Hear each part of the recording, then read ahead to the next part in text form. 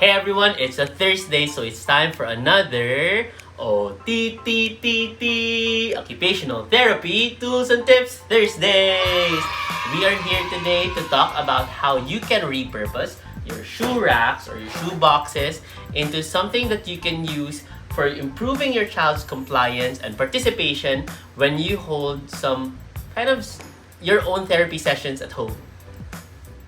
We now know how important it is to set expectations and let your child know what you are going to do during the session. And this one makes it even clearer for them the start, the middle, and the end activity that you're going to do.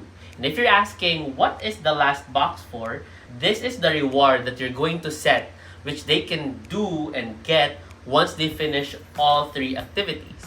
So, the first thing that you do when using these boxes is to let them choose whatever toy they want in your toy stash.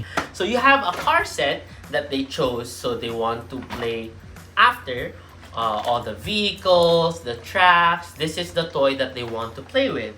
So, what you're going to do is you put all these toys at the bottom rack. We'll open this and we'll put them in. So, if they choose some screen time, you can put the phone here. If you choose Legos, then you put the Legos here. So whatever toy or reward that they choose, you can put them at the bottom rack. And we'll close that off.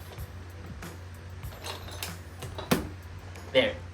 Once you have that locked in at the bottom, what you're going to do is let your child know the first, the next, and the last activity you're going to do. So let's say, for example, I'm going to choose playing with balls or shooting with balls because I love starting with movement activities first to get them in the mood and to also improve their focus and attention. So we have balls here, followed by a simple fine motor activity or an activity that includes simple instructions. So I put here some lacing. Okay, so we have some insects with lacing activity that they can do. And lastly, I put all the tabletop activities or an activity that is difficult for them. Because when you have the fine motor skills or something tabletop, what happens is that when I leave it off at the end, it's so near the reward already that it gets them motivated. And also, since I started off with two very easy tasks, they already have a record of successes and wins before they deal with a difficult task.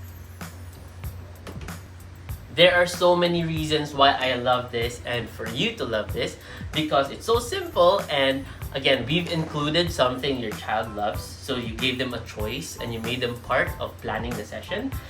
Next one is that we have found a way to including something that's very difficult or frustrating for the child. So if your child is frustrated with handwriting, finishing worksheets, or coloring, you can add them here in the middle. And the last two, make sure that you start off the session in a fun way while also letting you master things that are already familiar and achievable for them. And that's it for another OTTTT Occupational Therapy Tools and Tips Thursdays. Bye-bye. See you next Thursday.